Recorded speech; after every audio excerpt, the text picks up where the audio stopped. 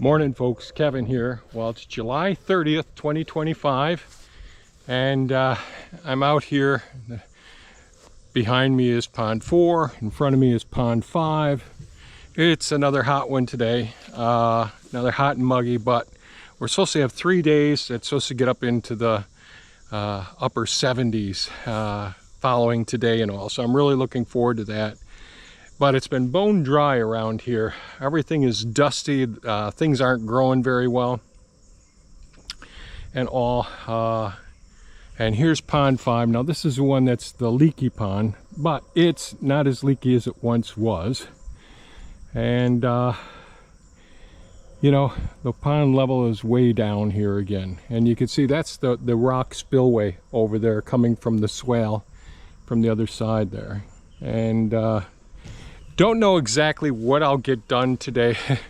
I'm hoping to get more done in the next few days, but I thought what I'd do is do some mowing that's necessary. Oh, you know, Danny, if you're watching, so Danny's one of my brothers. He's the second oldest of brothers, and he's in the hospital. I hope you're feeling better every day, and we get to the underlying cause of what's going on with you, and that you recover and get back to your old laughable self and joyful self and all. So yeah, so yesterday my brother Jim, who's the oldest brother, sent me a text, and I'm the one with the medical background, so he sent me a text that said, hey Eddie, one of Danny's sons, the youngest son, he told me contact Eddie and find out what's going on and all. And so I contacted Eddie. Eddie contacted Danny's wife, Dar, and ultimately we're communicating, all the brothers and all, but we're all getting older, and things happen in life, and it happens at times that you're not necessarily prepped for it, and it happens when you are prepped for it as well. So, you know, we love you, Danny, and want you to feel better and heal. Everybody's thinking of you, praying for you, and hoping you get through this one again as well. So, fingers crossed everything works out. So back to today. So I'm out here. I'm in the first food forest area here. This is next to the first food forest. I did some pruning of these trees. That's a thornless honey locust. I'm sorry, that is a variegated tulip, thornless honey locust. Another variegated tulip here. This is the honey locust. It's split in half and fell in here, wiped out a whole bunch of trees. You can see just how tall the grass and weeds are in here now. So I only do some mowing in here. There's a lot of work that's got to be done in here, but I've got to tie up the so I tied up some of the trees in a different section of the first food forest, but the deer are coming over and they're grabbing a hold of these buggers. So I got 2 more. This is an apple here, and that's another apple over there they pulled down. They get them down to the point where they could strip all the lower leaves off and all, and I can't blame them. I've got most of the almond trees over there tied up. I've got one that went over last year. I'm going to take it out. It's not going to recover. And I do want to be real careful over in here when I mow over in here. I got some root suckers from the pawpaws. So these are root suckers right here. And I'll dig a few of those up. I won't dig up the ones that are close to it because they're coming off of very substantial roots typically. So I'll find some that are like out here in the periphery, and they'll have a smaller lateral root. So the root comes from the mother tree here. Come on, camera, don't do this again. This gimbal is really something. So the tree there, it has, you know, the roots are much larger in diameter close to the root crown over there, and they get smaller as you go on out to the periphery. So I have some around over in here that'll have you know, small roots to them over there as well. So I want to be careful when I'm mowing. Here's some of the fruit developing here. They get pretty heavy. These are delicious. you know, there's so many of the fruits here in our food forest that are so amazing. And of course, we can produce way more than we can consume. But, you know, I'm hoping that my grandkids and great-grandson are really interested in this stuff at some point. If I can tease them into, you know, getting a little more introduced and understanding about it, and taste the delicious fruit that come from these. But when you're young, you know, in your 20s and early 30s, it's a different perspective that folks have and all. So we'll see how things are here. And boy, I got some major pruning, and I see another tree. So I forgot I had this pluot here. I've got to pull this one out. Dang it. Dang it, dang it, dang it. And it's right next to one of my beautiful peach trees here. So these ones all have that brown rot in them. Every one of the ones that I bought from down south that are appropriate for this climate. But all of these crosses have brown rot. And I could see brown rot all throughout here. It's a fungal disease, and I've made videos about it in the past. So anyways, I'm going to do some mowing out here. I don't know how, I may do some soil conditioning. I just got done cleaning up the Hulk, dusting it off. So it's so hot and dry. There's so much dust that comes off of the equipment, and I blew out the cab there too, and put some DEF fluid in. So we'll see how everything works out here. But my goal is to get on the mower, get out here, knock down some of this stuff. Then I'll probably come over with the soil conditioner, smooth out some of these spots, and then I'll figure out where I've got to knock down the highs, build up the lows and all. Like I had deposited soil over here underneath this hemlock, and that's the apple I had done massive pruning on.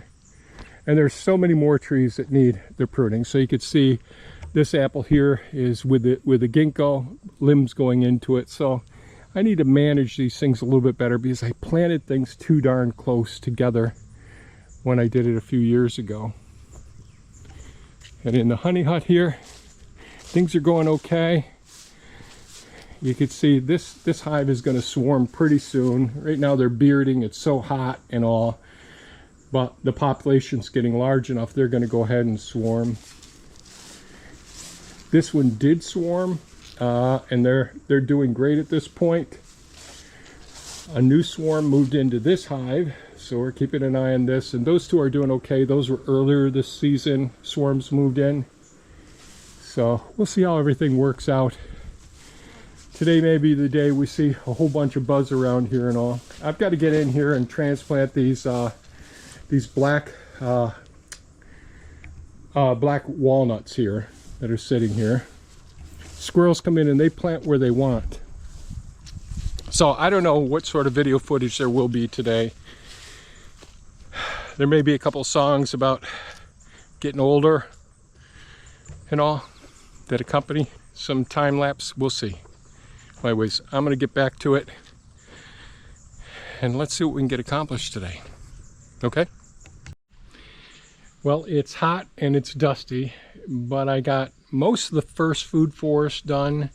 All of the west side of the first food forest done, and I got the west side of the front lawn done over here as well. Oh, there's Mad Max, Bruce Almighty, handsome boy. So I'm going to go ahead and get on Buzz there and do a little bit around the front yard, see what I can get accomplished. It's hot. It's not pleasant. I'll probably only do this for a little while, then head in and rest for a bit. And then I already had lunch, so I rested some. But I'll rest some more, and after I head back in, and then maybe do some paperwork. That's the goal anyways. Well, I don't think I'm going to include any video footage of me mowing. I think that would all be boring. I did set up some cameras and all, but you're moving so much on a property this size. that it really doesn't make much sense to try and record or share the video from that. So anyways, today was an interesting day. Did get an update from my nephew Eddie a little while ago. Thank you, Eddie, if you're watching. I really appreciate it a great deal. And they did an upper GI endoscopy, which would look at the stomach and the 3 sections of the small intestine. If they're skilled, and they can get all the way down to the ileocecal-colic junction.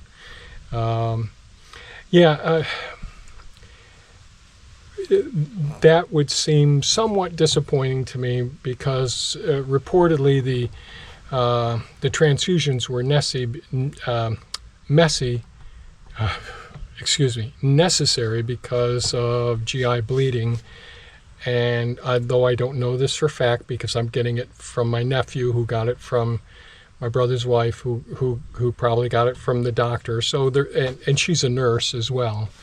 But there can be miscommunication anywhere along the line. But I believe that that there was fresh blood in the stool. Usually, when it's colon, the large intestine, which is closest to the rectum, to where the exit port.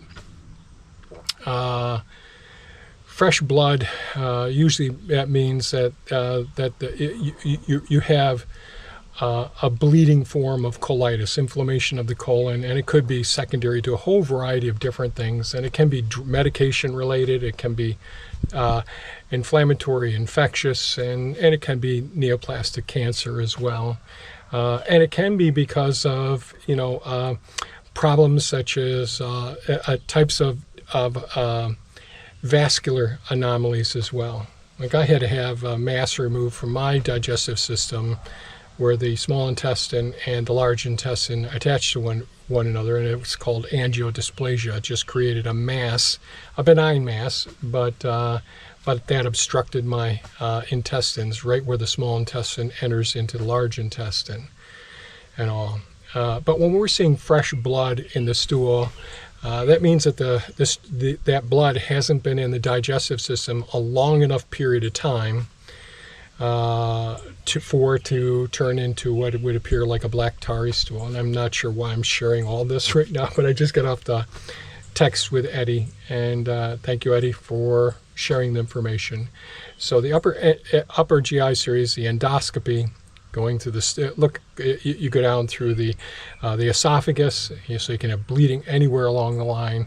You go into the stomach, and there's different areas of the stomach where you can have bleeding, and then you enter into the small intestine, the duodenum, the jejunum, and the ileum, and that's an area which is limited. You can't get the endoscope beyond that. You actually have a transition to where the appendix is there, or cecum, and where the large intestine, the colon, is. And if I were to see blood in the stool, especially with blood and mucus, you can have a hemorrhagic form of colitis, which is not uncommon in veterinary patients or in human patients either. And we think of, geez, okay, fresh blood, we think of anus, rectum, colon, those areas there. Unless there's a rapid peristaltic activity where their intestinal motility is so abnormal that it results in a rapid transit of contents within the digestive system, and that is very, very rare, very rare. So, in medicine, we always try to think of the most likely thing. So if I saw fresh blood in there, I'd be thinking, well, downstream. We're looking at the anus, the rectum, the colon. Those would be the areas. And certainly, we'd always be thinking about medications.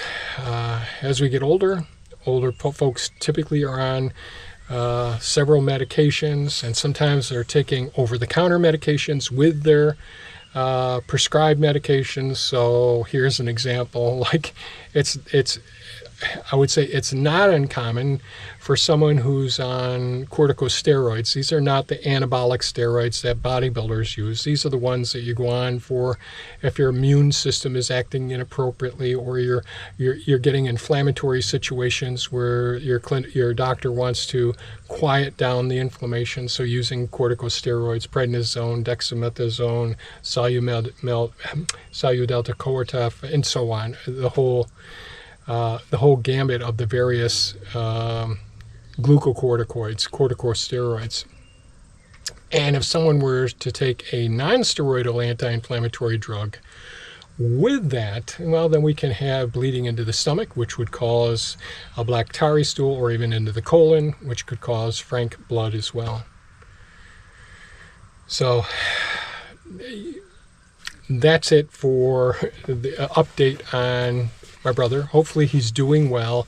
I hate for him to have to go through a secondary procedure tomorrow. That sucks. You know, you're in the hospital. You want to get the heck out of the hospital as soon as you can. And, you know, the whole thing of being in the hospital, well, it just isn't pleasant. And it's one of the worst places I ever want to be. I haven't had great experiences when I've been hospitalized at all. The more that you know, the more stressful it can be, especially if there isn't excellent communications between you and the, you know, who's ever overseeing your case. Sometimes it's a surgical and medical team. Sometimes you've got a cardiology team in there. You certainly have a radiology team in there when we're interpreting imaging. Sometimes you've got the clinical pathologist in there.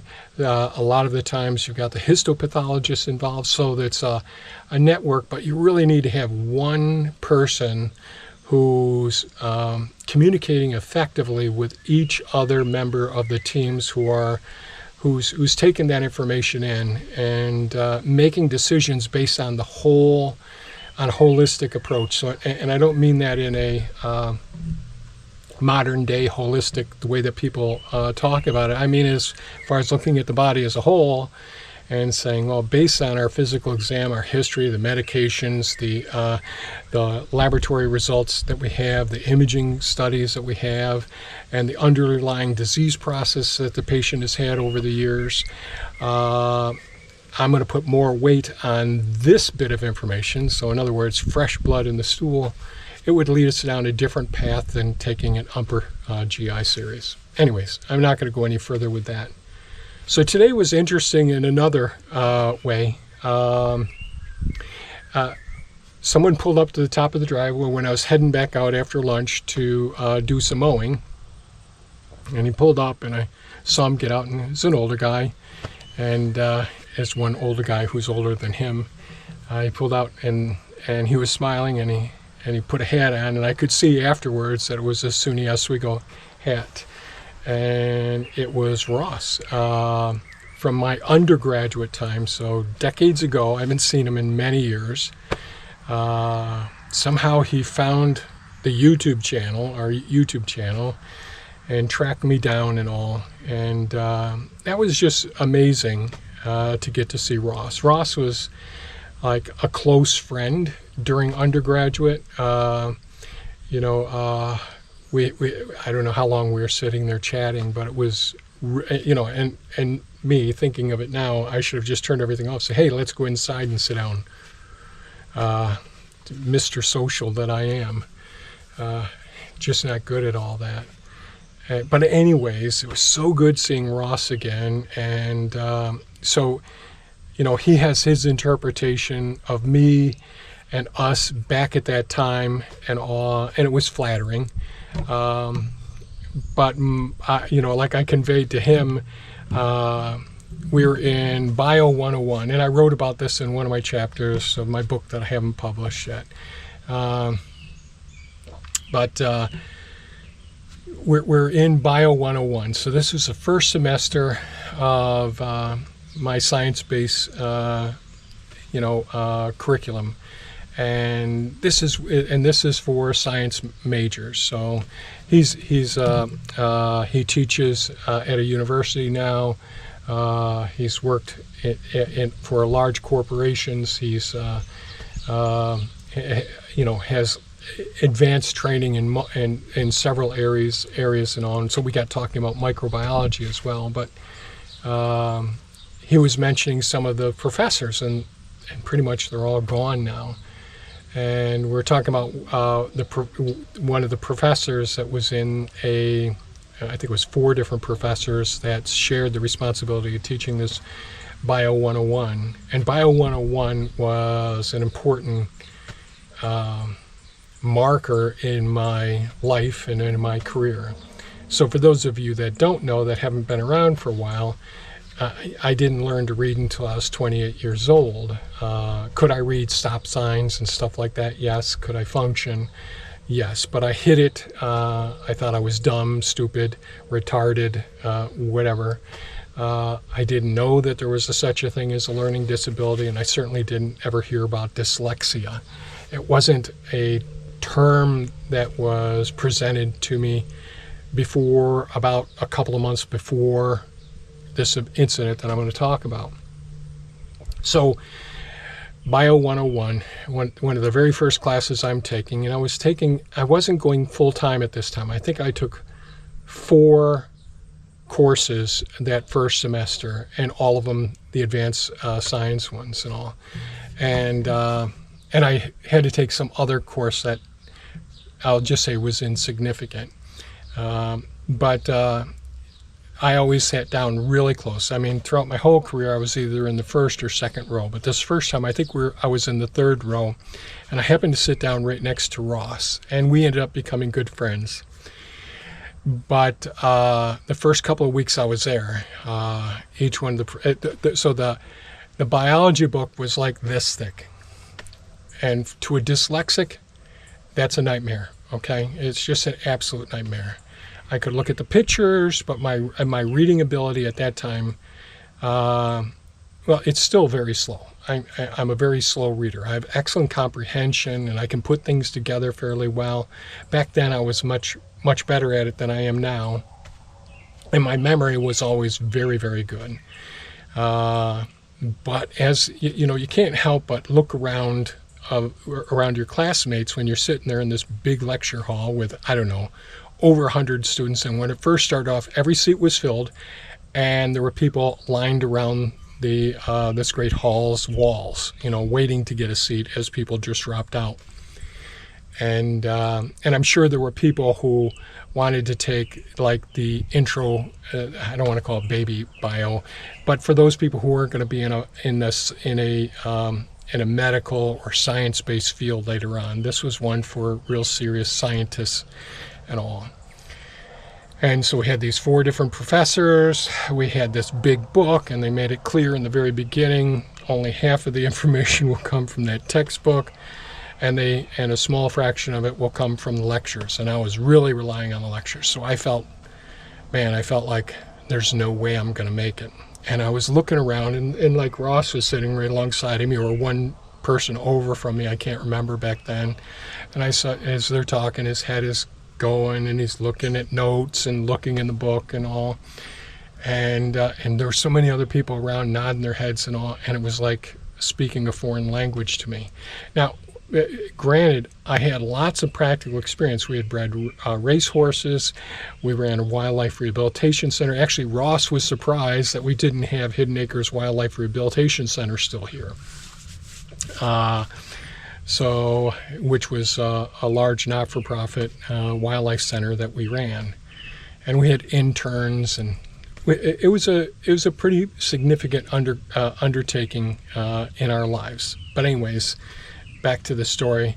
So I'm looking around, and I'm looking at all these young people. I'm guessing they're 18, 19, 20, 21, in that range. And here I am, in my 30s.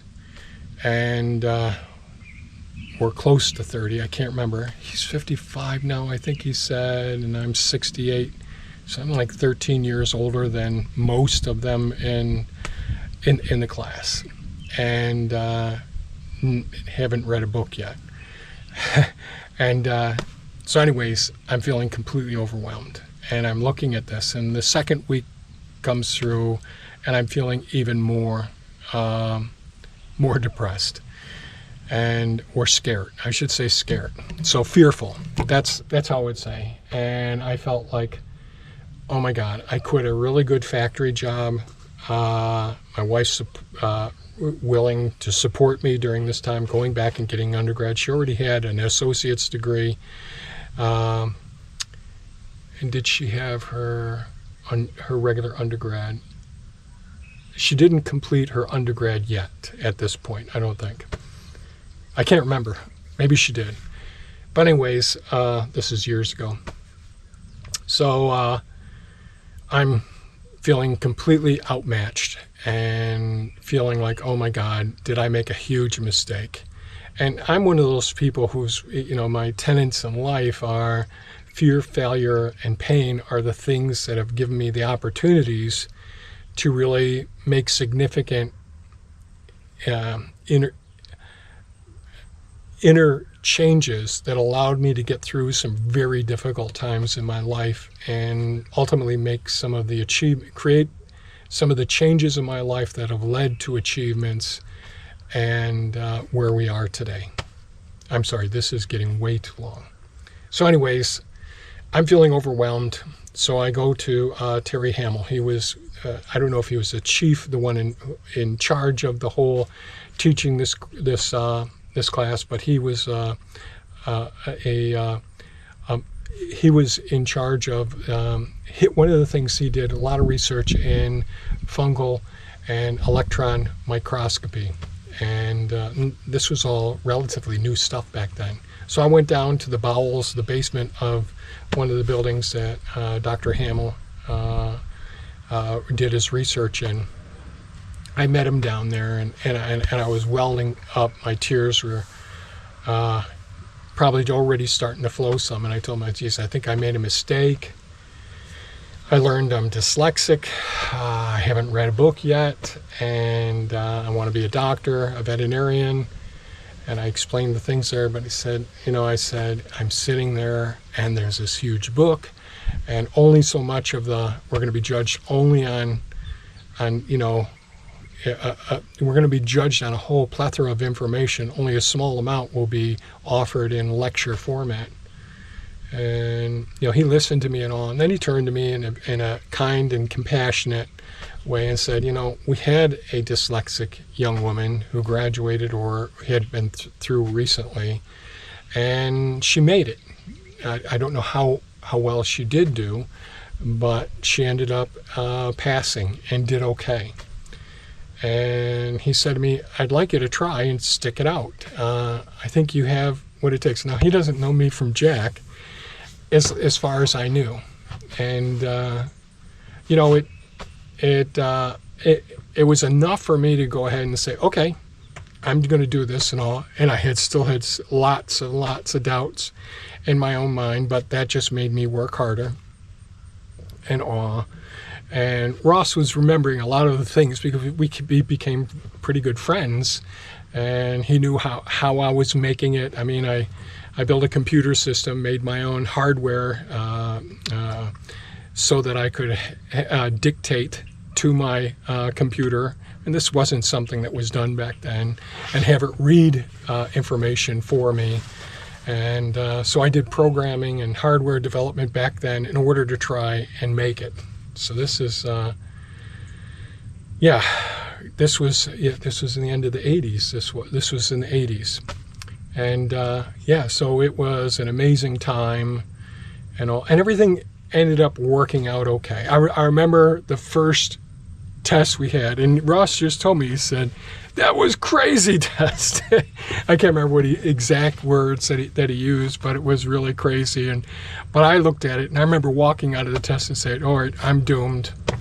I know I failed it. I know I missed at least half of it. And I ended up, they did what I never had heard of before, is Z-scores.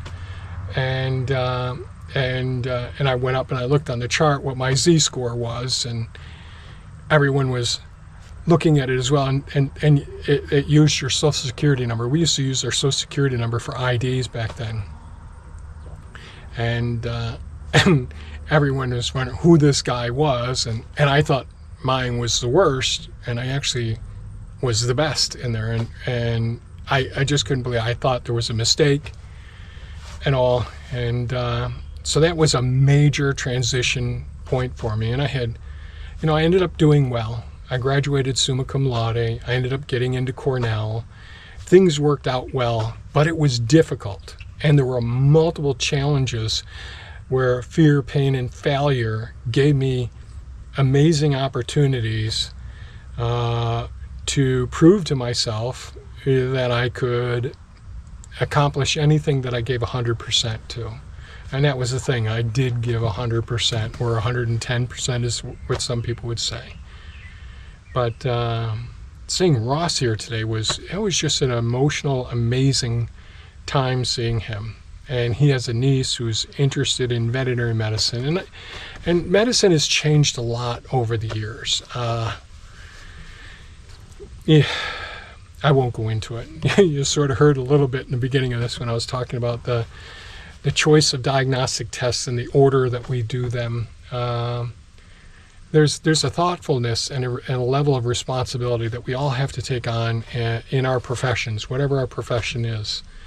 And being a student is a profession. You need to be the very best at being a student when you're doing it.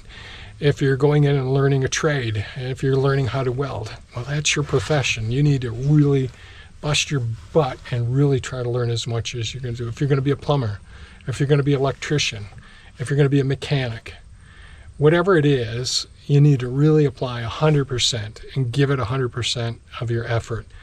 And learn how you learn. Learn the ways where you can retain that information, and don't settle for just regurgitating information for a test.